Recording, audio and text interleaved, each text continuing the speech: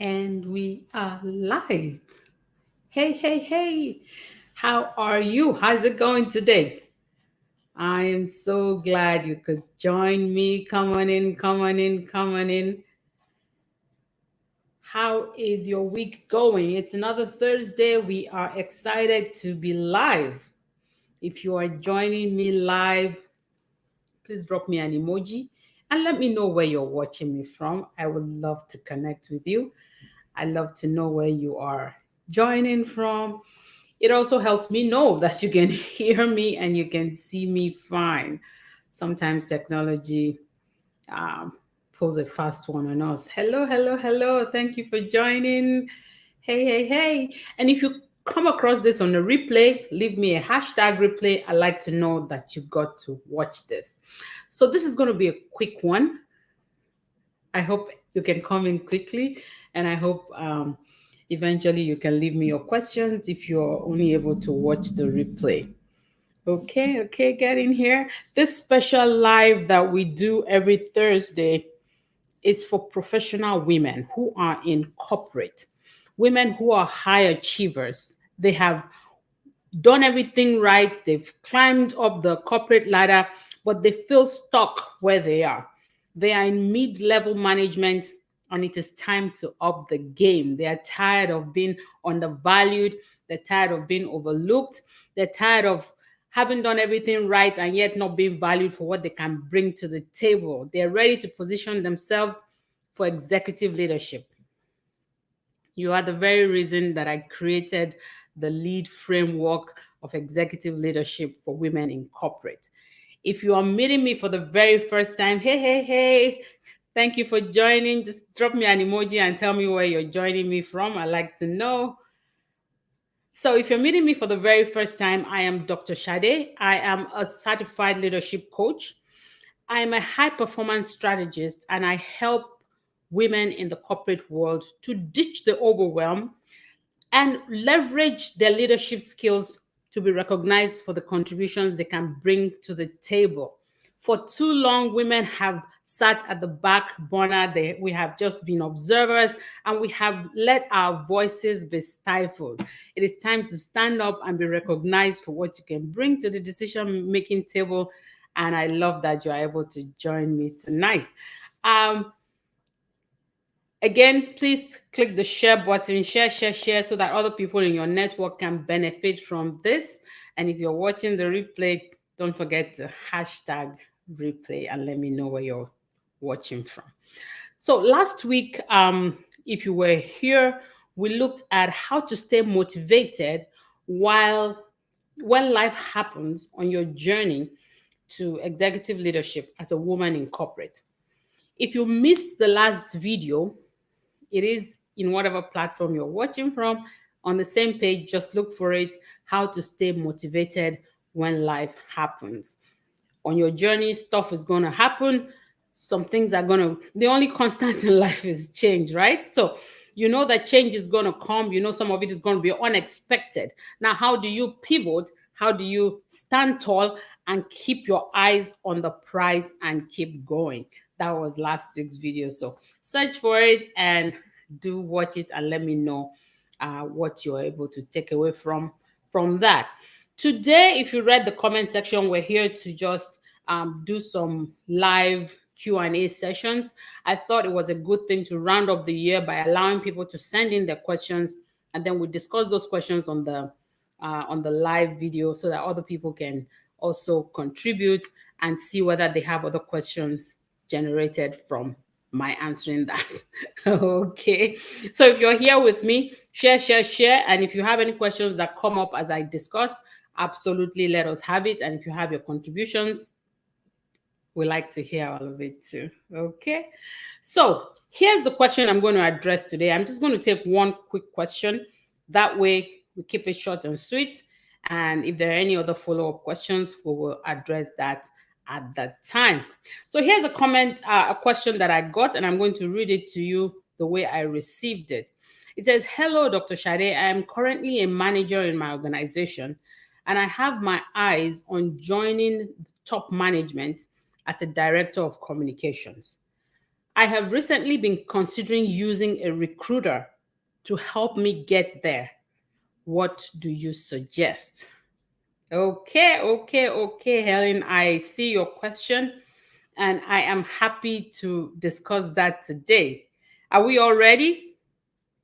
Somebody drop me a yes if you are ready to hear what my response is to that. So Helen is asking, she's already a mid-level manager the way I see it in her organization, and she's desiring to move into upper management.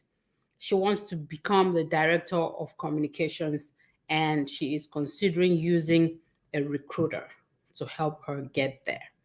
Okay, so here's my take on that. First, I take it that you're referring to agency recruiters. For those of you who are wondering what this is all about, I'm going to give a quick overview. Agency recruiters are external recruiters. That the job is recruiting.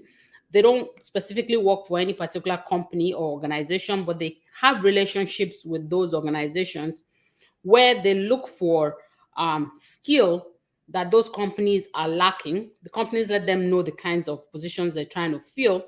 Those recruiters go out, they find people who have the skills, who they consider qualified, and then they recommend them to those companies to fill vacant positions. And they do this for various organizations. So they're not committed to any specific company or organization.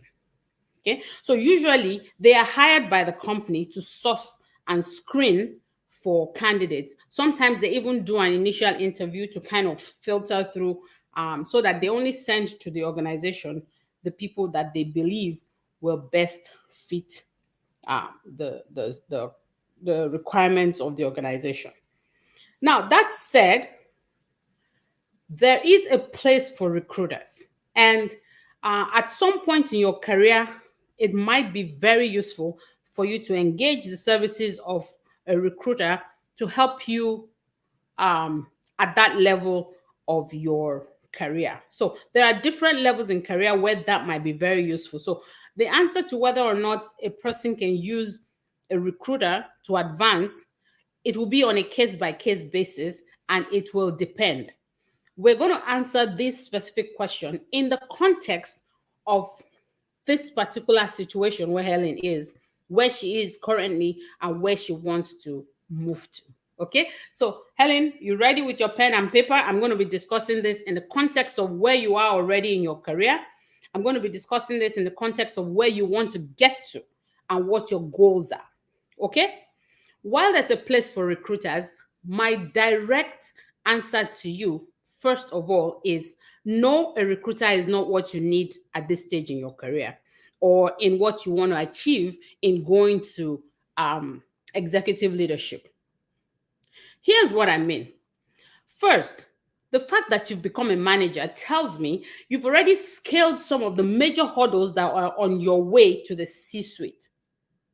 When I say that, it's not like I don't understand the frustrations of feeling stuck. Believe me, I can relate to it totally. But I'm going to direct my answer to the fact that a recruiter cannot move you to your next level. And this is why. Number one, I'm going to discuss this under two general concepts. But if you have any further questions, absolutely inbox me. I will answer them. So recruiters are more like generic matchmakers. What they do is to look for what an organization needs, and they look at what different crop of candidates have, and they do some kind of matchmaking. Okay, it is generic because they don't know you individually, they don't know your personality, they only know what is on your resume. A lot of times, depending on how long they have related with an organization, they don't also know what the culture in that organization is. They just know technical skills that are required for a job. But at this stage in your career, we're no longer talking technical skills. And that's what a lot of people miss on their road to executive leadership. Here's what I mean. After you have attained middle management and you're looking to advance into executive leadership, Your organization at this point is not looking for your technical skills necessarily. Yes, you must have them. I mean, you must have had them to even get where you are. So it is a given. It is assumed that you have those technical skills. What your organization is looking for is your brand. Is the person in you. Your next level in executive leadership wants to recognize and reward you for the ideas that you bring, for the contributions you can make to the bottom line of that organization. And I'm not talking about technical skills. Okay? I want that to sink. Part of the mistake people make that, one, prevents them from becoming executive leaders, or two, when they do get to that executive leadership position, they don't succeed in those positions because they keep trying to use the same skills that got them there to stay there or to move up. And what you need to rise in executive leadership, what you need as a leader is very, very different from what got you to that leadership position. I just want that to sink in. I want somebody to drop me, yes, I understand, if you understand what I'm saying. What will make you a leader, the skills, the know-how that makes you become a leader, is not what you need to succeed as a leader. Okay? So it's no longer a case of, now your organization is no longer looking at you in terms of Helen has skills A, B, C, and D. They are more interested in Helen has achieved A, B, C, and D, and she can leverage those abilities. She can leverage those qualities and help us move from point A to point B in the most effective way. Now, that's what they're looking for at this point. How can you help us move from where we are to achieve where we want to get to in the most effective way, both financially and human resources? Okay, so if that's what they need from you, you do not need a recruiter who is trying to connect you generically on like a general matchmaking date kind of thing.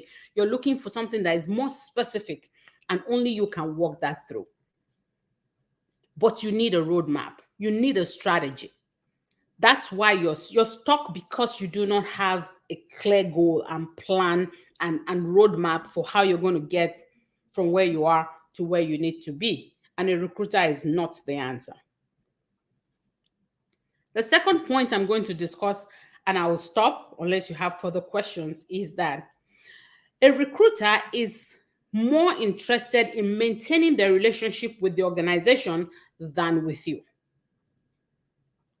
Of course, for their long-term benefits, it is better for them to be in the good books of the organization than you, who is one person who can only seek one job per time, versus the organization that is constantly recruiting. And this is not to bash them. They're in it for the business, and their business requires that they have these constant relationships with organizations so that those organizations can keep coming back to them for more clients. Now, having said that, you are no longer in a space where you need something to be done for the sake of the company per se. Yes, you're going to benefit the company, but you are trying to begin to leave your mark in the signs of time. In your stage of career, you're no longer looking for getting a leg in. You have gone past the point of just trying to get in. Now you're trying to make your mark. So your intentions, your strategies, every move you make now should be targeted towards creating your signature prints. Okay? And you're the only one who can strategically position yourself for that. Again, you need a roadmap. You need to be able to convince your organization, or whatever organization you want to move to, that you are irresistible, that you are valuable to them, that it is in their best interest to work with you. Yes, you benefit, but they also stand to gain.